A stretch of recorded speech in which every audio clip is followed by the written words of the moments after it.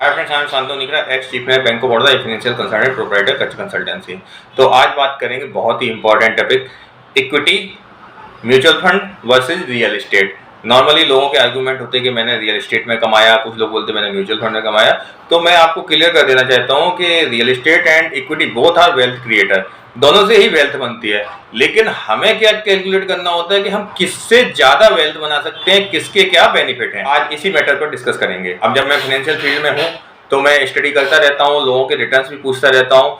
तो पता चला मेरे एक नोन ने 1986 में एक फ्लैट लिया था मुंबई में 75,000 में, और आज उसकी 2024 में उसकी वैल्यू हो गई है 1.4 CR। उनका इन्वेस्टमेंट का रिटर्न आया 38 ईयर्स में।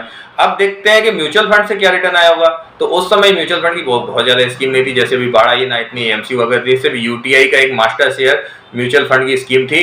तो जिसने उस स्कीम में 75,000 डाले थे, उसकी वैल्यू 2024 में हो गई 2 CR।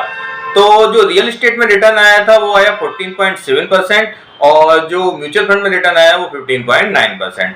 तो अगर देखा जाए तो ये 38 ईयर्स का पीरियड है, और इसमें 1% भी बहुत मैटर करता है। मतलब आप देख रहे हैं सीधे 60 लाख एडिशनल ग्रोथ मिली। और सेकेंड थिंग, इसमें लिक्विडिटी भी अवेलेबल रही म्यूचुअल फंड में। तो आपको बताऊं, देखो अगर ओवर ए टाइम, मतलब लॉन्ग टाइम में अगर 1 से 5% का डिफरेंस रहता है तो ये बहुत बड़ा डिफरेंस हो जाता है। दोनों में ही, इक्विटी में भी देखें या रियल एस्टेट में देखें, दोनों के ही रिटर्न बहुत अच्छे कहे जाएंगे over the long time. Mutual fund नहीं होता था तो लोगों के पास इतना ऑप्शन नहीं था, और एक ही स्कीम थी तो लोग इतना ट्रस्ट नहीं करते थे। तो ठीक है, उस समय बात रियल एस्टेट की चलती थी कि उस समय रियल एस्टेट में इन्वेस्ट किया, लेकिन अभी तो बिल्कुल आपको कैलकुलेटिव होना पड़ेगा। लास्ट 5 to 10 ईयर्स में तो एएमसीज की भी बाढ़ आ गई, और म्यूचुअल फंड स्कीम्स की भी बाढ़ आ गई, और तरह तरह के इन्वेस्टमेंट ऑप्शंस अवेलेबल हैं। Even real estate investment fund भी आपके पास अवेलेबल है, इनडायरेक्टली आप रियल एस्टेट में ही इन्वेस्ट करते हैं। अब देखो, मैंने डाटा उठाया, रियल एस्टेट का एनालिसिस किया कि किसने हाईएस्ट रिटर्न दिया। तो लास्ट 5 to 10 ईयर्स में बेंगलोर एंड कोची ने हाईएस्ट रिटर्न दिया रियल एस्टेट में 7.85%। और वही अगर देखा जाए निफ्टी 50 का, तो निफ्टी 50 का 5 ईयर्स का रिटर्न है 16.81% एंड 10 ईयर का रिटर्न है 14% अप्रॉक्स। तो ये देखा जाए तो इसके सामने बहुत ज्यादा है। ये मैं बताऊं, ये मैं मेजर सिटी जिसका डाटा अवेलेबल है उनकी बात कर रहा हूँ, और एक्सेप्शनल केसेस हर जगह होंगे।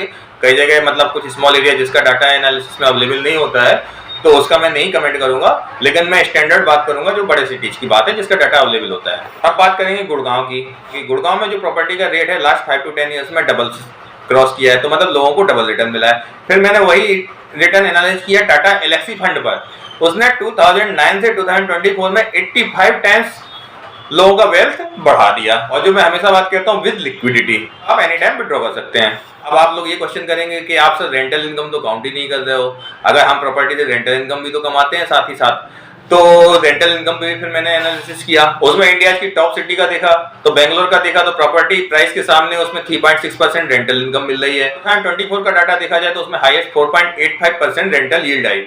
रेंटल यील्ड क्या कहते हैं, ठीक है ना, देखो एनुअल रेंटल इनकम, उसको डिवाइड किया प्रॉपर्टी वैल्यू से इंटू 100, तो ये हुई हमारी रेंटल यील्ड। तो ये आई 4.85%। अगर हमने चलो इसको भी गिन लिया तो 7.85 एंड 4 समथिंग, आपका 11 to 12% आपको रिटर्न मिल रहा है प्रॉपर्टी से एनुअली, तो वो भी बहुत कम है। अगर फिर मैंने एनालिसिस किया कि भाई ये स्लम्प क्यों आया, रियल एस्टेट में इतना डाउन क्यों आया, जो रियल एस्टेट भी काफी अच्छा था, इक्विटी की टक्कर का ही इन्वेस्टमेंट ऑप्शन था, अच्छा वेल्थ क्रिएट करता। तो देखिए इसमें सबसे पहली बात तो जो रेरा आ गया, रेरा से प्रोजेक्ट्स में रेस्ट्रिक्शन हो गए, जो बिल्डर्स अपनी मनमानी करते थे उसमें वो उनकी कम हो गई। जब गवर्नमेंट का कंट्रोल आया, जैसे जेपी हुआ, आम्रपाली हुआ, यूनिटेक हुआ, ये कई सारे ग्रुप बैंकरप्ट हो गए, जिसमें लोगों के हाथ में प्रॉपर्टी का पोजीशन ही नहीं मिला।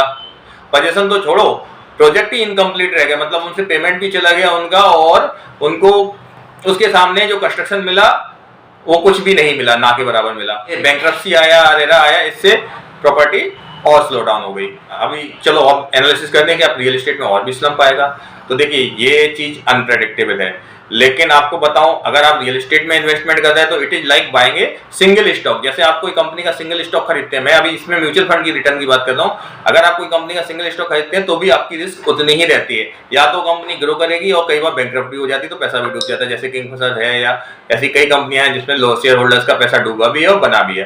तो real estate investment like investment in single stock. जबकि म्यूचुअल फंड में आपको डाइवर्सिटी का बेनिफिट मिलता है। रिस्क ऑफ प्राइस स्टेग्नेशन, इसमें क्या होता है, प्रॉपर्टी में कई बार प्राइस स्टेग्नेशन भी आया था। कई जगह अभी देखिए, आप देखिए मेट्रोपॉलिटन सिटी में 8-8, 10-10 साल से प्राइस बढ़े ही नहीं है प्रॉपर्टी को। बढ़े हैं तो मतलब इतने कम बढ़े हैं कि वो आपकी इंटरेस्ट इनकम के बराबर भी नहीं इंक्रीज हुए हैं। लोगों को हाउसिंग लोन लेके भी लग रहा है कि उनकी कॉस्ट बढ़ा ली है उन्होंने, इंटरेस्ट भर के। फिर देखिए, प्रॉपर्टी रेंट आउट करनी या सेल करनी तो उसमें अनदर कॉस्ट इन्वॉल्व होती है।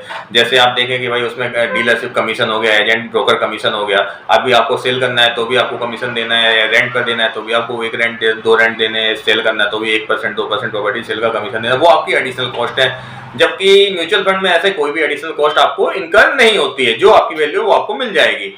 और देखो, टैक्सेशन तो दोनों को ही लगेगा गेन का, चाहे प्रॉपर्टी हो या म्यूचुअल फंड हो। तो मेरा सजेशन यही है, जो लोग रियल एस्टेट में इन्वेस्टमेंट करते हैं वो एक अनदर ऑप्शन म्यूचुअल फंड को भी देखिए, उस पर डिसीजन लीजिए, उस पर बहुत अच्छा रिटर्न है। और हमारे कच कंसल्टेंसी द्वारा भी इन्वेस्टमेंट सर्विस प्रोवाइड की जाती है, तो आप मुझे भी कॉन्टेक्ट कर सकते हैं बेस्ट रिटर्न के लिए। और हमारे कच कंसल्टेंसी द्वारा ऐसे वीडियो आते रहते हैं, मुझे ज्वाइन करिए। And finally, thank you.